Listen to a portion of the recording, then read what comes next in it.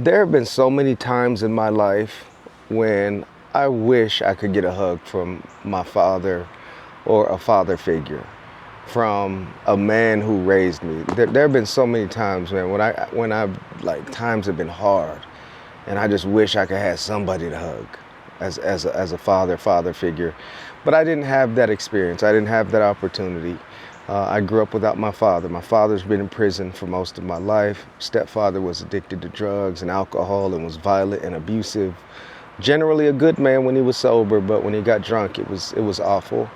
And so I've had to learn about manhood and fatherhood and life the hard way, on my own, just piecing together like what it means to be a man, listening to rap music and looking at other men, and just, I made so many mistakes.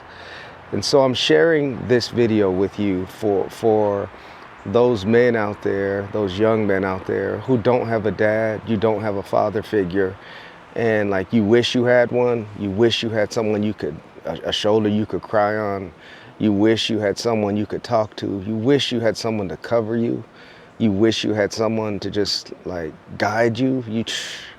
Brother, listen, young man, listen, I've been there, and it's been a long, hard journey for me. And I want to encourage you with this video. And so let me tell you a little bit about my journey and tell you what I've learned about manhood, about fatherhood, and hopefully save you some time. Okay? So like I said, man, I grew up without my father. He's been in prison for most of my life. I've seen him like 12 times for like 17 hours or something like that. And he's not a bad man, wasn't a bad man. He had a hard life. My father was the product of an extramarital affair. My grandmother, his mother, was the side chick to a married man. She was the side chick of a married man named Roger Scott Sr. Roger Scott Sr. was married to a woman, and that woman and Roger Scott Sr. had like 7 kids from their marriage, 6, 7 kids, I think. And 6, 7, it's a kid thing. Anyways, he cheats on his wife with my grandmother named Betty Great. Betty Great gets pregnant with my father or my father's sister, my aunt, Violet. I don't really know her, I've never really known her, but my grandmother, my father's mother, was the side chick. And so my father was a bastard child. He was the product of an extramarital affair. What's terrible is the Roger Scott's wife found out about the affair, and she was so heartbroken and bothered by it that she committed suicide. At least that's what her children told me when I met them years later. But they said, they're not going to hold that against me. It's not my fault. That had nothing to do with me. So anyways, my father was born into that situation. So his mother wasn't the kindest woman, from what I remember. She didn't like me. She wasn't kind to me at all. But he told me later in his life that his mother tried to she put rat poison in his food to try to poison him. And he found out about it, and he ran away from home, and Child Protective Services took him from the home, and he grew up in group homes. My father grew up in group homes, didn't know his father, didn't have any father figures or role models really. I guess there was this man named Arthur Great who adopted him, but my father was in group homes and in the streets. And it's while he's in the streets, he meets my mother, who's also in the streets. My mother was put out of her house by her mother because my grandmother, my mother's mother, was dating a man, and that man told her, you need to pick between me or your kids. She picked him and put her kids out in the streets. So my mom was in the streets as a teenager. And so she meets my father, and she gets pregnant with my older brothers with another man, and then she meets my father and gets pregnant with me. He says I was conceived in a train car, an abandoned or boxcar, something like that. But that's what I was born into. So, and when I was born, he wasn't around because she went back with another man she was married to, the man I'm named after, Manuel Sarmiento. That was my birth name. I was named after a man who immigrated from Mexico, and but he wasn't my father, and I didn't know my father. And so for the early years of my life, like, he wasn't around. My stepfather, like, they separated. I was just all over the place. Lived in 26 places before I was 16. And life was hard, man. Like, there men came in and out of the picture. I had a stepfather eventually, another stepfather who was an alcoholic and a drug addict. And he was generally a good man, hardworking man, but when he got drunk or high, he became something else and someone else. And it was terrible. And there were just many nights I had to fight a grown man to protect my mother. I remember, like, he was hitting my mother. Like, they would go out partying and come back Friday, Saturday nights. They'd come back and he'd be drunk, they'd be drinking, and he'd always be violent, jealous, whatever. And my mom, like, she runs into the house and she's telling me, like, to protect her from him. And so I'm in here fighting a grown man. Like, it was terrible, man. It was terrible.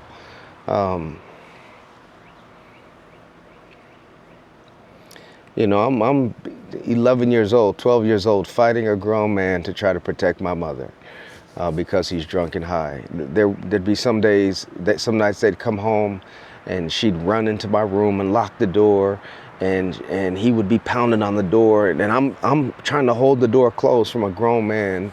And man, he was stronger than me. I didn't have a lock on my door, so I unscrewed the doorknob, pulled the doorknobs out of the door, and so he had to go get, like, butter knives to try to open the door, and I just used, like, a screwdriver or something, I don't remember, to push his butter knife out to keep him from being able to open my door. And I'm holding the door closed, saying, "Leave my mama alone, leave my mama alone."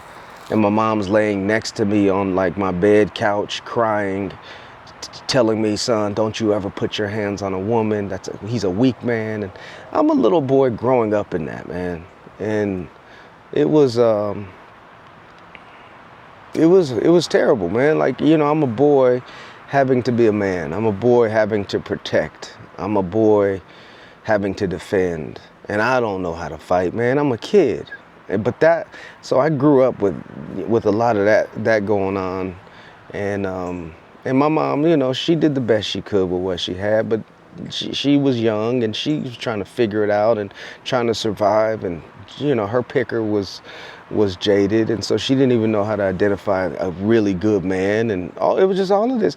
So I'm a boy growing up without, like, any healthy male role models, any men who are modeling for me what it means to be a man, a good man. To be fair, my stepfather was a hardworking man, went to work every day to provide for the family, but it was the drugs and the alcohol and the violence and the weekends that were terrible. But it was just a terrible. So I went through life, man, like, without any healthy models. And so part of me had within me a motivation. There was a motivation, a drive within me to run from that, to get away from that as far as possible. And I'm going to be the opposite of all of these men who have hurt my mother. I'm never going to put my hands on a woman. I'm never going to be an alcoholic. I'm never going to be a drug addict. Man, I'm never going to abandon my children. I just went through all these nevers, right? And all these nevers. And I was running from the examples I had. And in my brain, like, I don't know exactly what it means to be a good man, but I know those aren't good examples. So I'm gonna just be the opposite. I'm gonna be the opposite. But the challenge with that is I overcorrected. and now like I started developing this like drive to become the kind of man that I think my mom deserved, the kind of man that I think my mom needed, the kind of man that would have loved my mother the way I believe she should have been loved. And as a result, man, like I grew up too fast. And so when I went to college, you know, people are partying and doing all of that, going out to clubs and going out to all these parties. And I'll be honest with you, I judged most of them because I saw what that kind of life led to. Like I grew up among people who partied a lot, and I resented like the things we had to go through because of that lifestyle. So in college, I didn't really party a lot. I was very serious. And in some ways, I missed out on a lot of fun with some of my friends because I was too serious. And so, you know, I'm locked in college, and you know, I meet my college sweetheart, and she's like the most beautiful woman I've ever seen in my life, and she's like an answer to prayer. So I'm 19 years old, and I met my wife. I met my wife at 19 years old, and I'm like, I don't care what else I do in life. I want to be with her, and whatever I'm doing, I want her there. I want to have my toothbrush next to hers, and I see my unborn children in her eyes, and she was made for me. Like, but I'm 19 years old, man, super serious, super locked in, super mature, too focused, perhaps.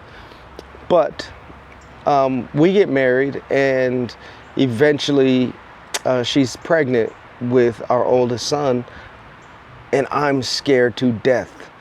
Man, when I heard the ultrasound of my son's heartbeat, I'm like, this is the most amazing thing that I've ever heard or seen in my life and experienced.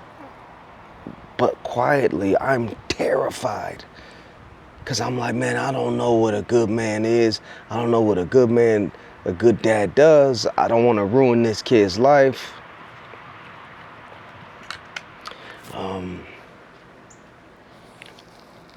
How do you become something you've never seen? How do you become the dad you never had? How do you become the man you've never met and you got a son on the way?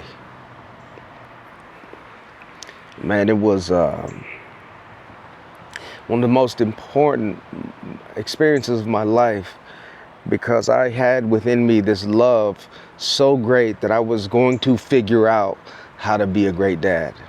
And so I just started asking my wife a lot of questions, like about what her dad did and the kind of like what his day looked like. I didn't know what a good man did throughout the day. I didn't know, I'd never seen a man interact with his wife and family. Like, random story, but I was in high school, and my teacher took us to dinner at this nice restaurant. And after we watched Schindler's List, and we're sitting at this nice restaurant, and there's this family to my right, a white family, husband, wife, and like two or three kids, and they're eating, and they look happy. And I'm sitting at the table with my classmates, and I'm just staring over at them, bro, like. And I'm like, I'm feeling some type of way, and I'm wrestling with the fact internally that I've never really seen a family eat dinner like that. I've never seen a father sit with his family like that, and they looked happy. And something in me said, man, I want something like that. Like, it was one of the most beautiful things I see. I want something like that. But I don't know how to do that. Like, I want that, but I don't know how to do that. And so, like, throughout college, I remember reading books. My mentors became like people in books. So I'm looking at pictures of fathers in books. I'm reading the autobiographies of fathers, and I'm looking at like black fathers who inspire me at the time. I'm looking at Martin Luther King. I had a poster of Martin Luther King Jr. with his wife and children on the wall next to my bed. I had a picture of Malcolm X and his family. I had pictures of black fathers who to me were involved and present in the lives of their children. Like, I didn't know the backstories, and I didn't know the challenges they faced or things that they were doing like on the side. I didn't know none of that. All I knew is I'd never seen that, and I want that. And so fast forward, man, my son is on the way, and I'm just determined, like, I got to figure this out. And I'm asking my wife all these questions about the kind of man her dad was. What did he do throughout the day? What, little stuff. And I know she thought it was like weird. Like, why is he? I didn't know what a good dad did. And so I've had to figure a lot of stuff out along the way. And here are some of the lessons that I've learned that I want to share with you, especially you young men and men out there who can relate to some of the stuff I've been sharing with you, right? So, and it's not in any particular order, but one of the most important lessons, and I need to say this too, like, because I'm sharing these kinds of things, they're just coming to me as I'm talking to you. I don't really have a script.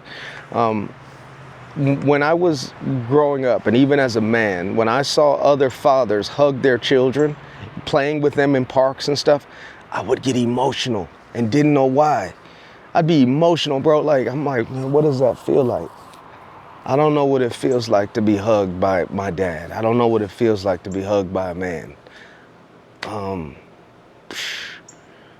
Bro, like, I don't know. And so I've had to go through life wondering, like, man, what does it feel like to be hugged by your dad? What does it feel like to be hugged by a man who loves you, who doesn't want to, like, hurt you or take advantage of you? I don't know, but here I am, happily married. I have 3 amazing teenagers now who are doing very well in school. Been married 24 years now, and things are going well, and I have become the man I've never met. I've become the dad I never had, and it's been my greatest joy being a husband to 1 wife and a father to these 3 amazing kids. And so I shared some of these lessons I've learned with you to encourage you, to let you know that first, you can break the cycle. Just because your father wasn't there, you can become the man you've never met and the dad you never had. Okay, I've done it, and you can do it too. Another lesson is, I should have wrote some of this stuff down. You should find mentors or role models and learn from them. Okay, I mentioned my wife's father. Walter Johnson Sr. is one of the only men I've met. Or let me just put it this way. I met him when I was about 19 years old. He was married to my wife's mother, Mrs. Eva Johnson. They were married 62 years before she passed away. And Dad Johnson passed away a little while ago at 93 years old. They'd been married 62 years. When I met them, they'd been married, I don't know, man, like almost 50 years. I think I was at their... No, before that. I met them when it was like 40, they've been married 47 years or something like that, a long time. And they have 6 kids, and like, it's this beautiful family. All the kids have the same last name. They all kind of look alike. They're all tall except for Alice. God made her short for me. But all of the brothers like 6'2", 6'3", 6'5". Man, the sister was tall, Etta was tall. Like, I'm sitting there looking at but this beautiful Johnson family. And I'm like, bro, I want something like that. But I pulled Dad Johnson aside, and I'm like, hey, man, this is before we were married. We were just dating. I'm like, I want to marry Alice, but I don't know if I can do this. Men where I'm from didn't stick around. Men where I'm from, they cheated. They abandoned their families. Men did not stick around. Men did not stay. None of the men in our family stuck around. Like, I didn't see any biological fathers sticking around. I didn't see it. So I didn't think it was possible. So I see this man, Walter Johnson, married 47 years, and I'm just baffled. He's like a unicorn, man. I'm like, bro, like, I pull him aside. I said, so I just need to ask you a question. Like, you mean to tell me you've never stepped like outside of your marriage? You've never cheated on your wife? You don't have like kids on the side or nothing like that? And he looked at me, he said, son, he said, my father was a hound dog. He cheated on my mother, and that hurt my mother. And he said, because of the pain he caused my mother, I made up in my mind when I was younger that I would never cheat on my wife or hurt my wife in the way my father hurt my mother. And his mother's name was Alice. And so he said, son, how did he say it? He said, a real man never loses the appreciation for the beauty of a flower. He says, all these beautiful flowers out here in the world. And he was a gardener too, and a farmer, so he like really knew flowers and plants. He says, a real man never loses the appreciation for the beauty of a flower. He said, but I picked my flower. I picked my flower, and I love my flower. And so he looked me dead in my face, man, and he said, so no, I've never cheated on my wife. I've never cheated on my wife, and I'm proud of myself.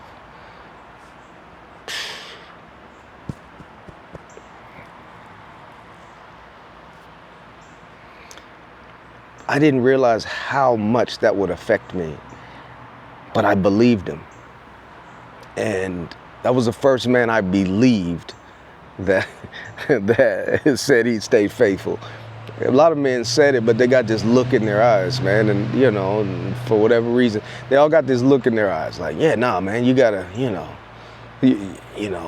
this marriage is good, man. You know what I mean? It's good, man. You just do what you gotta do, you know what I mean? No, man, that is not convincing to me. Yeah, man, it's all good, man. Why you whispering? Why you whispering, bro? And why your wife look mad all the time? Anyway, look, he was the first man that I met that I really believed had stayed faithful to his wife. And I didn't realize it and couldn't put it into words at the time, but his success made me feel accountable. His success held me accountable. And internally, I guess something in me said that if he could do it, then I can too. That he gave me a glimpse of my own possibilities. He helped me see that there are men who have stayed faithful, that there are men who have stayed, that there are good men. And seeing him and his life still inspires me.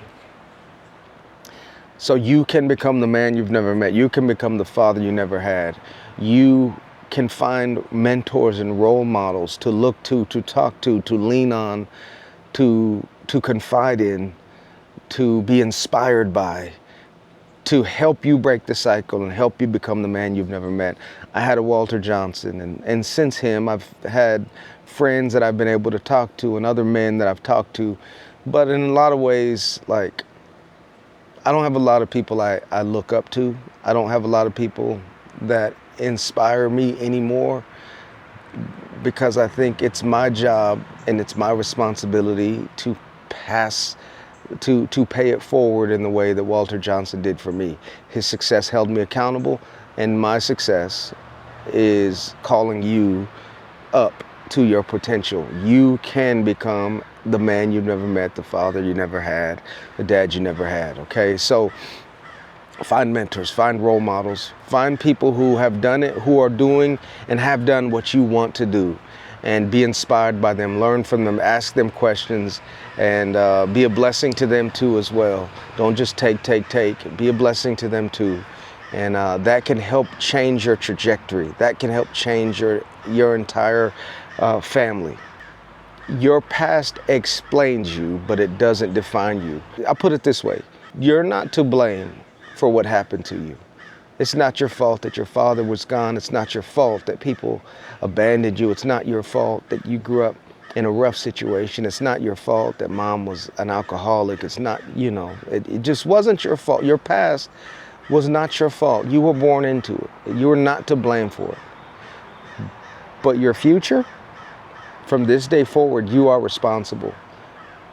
You are responsible for what you do with what you have from this day forward. You can't control what happens to you, but you can control your response to it.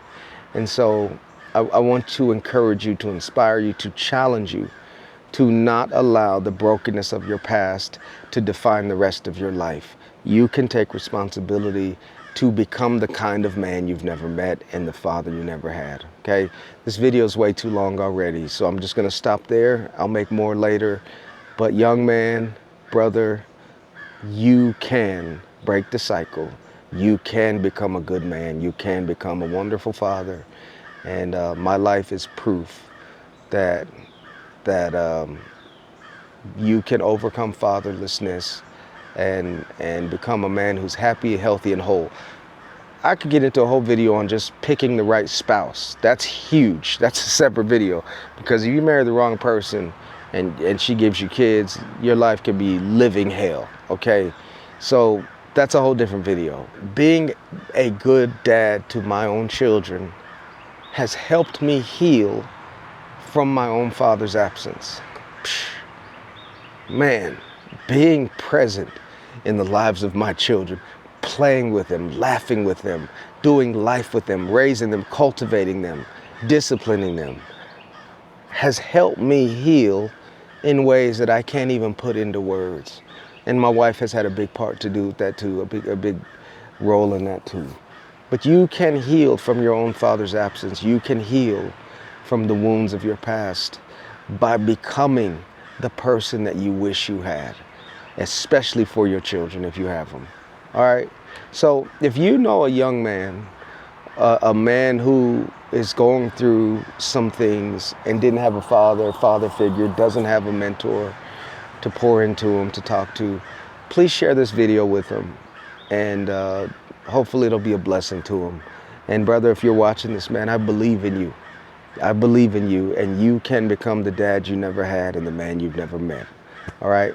If I haven't shared it by now, I'm Dr. Manny Scott, and I'm just here trying to be a mentor and a friend and an encourager to other men, and train other speakers and all of that other stuff too. But thank you for watching, and stay tuned for a lot more content like this that I hope to just share with you and be a blessing.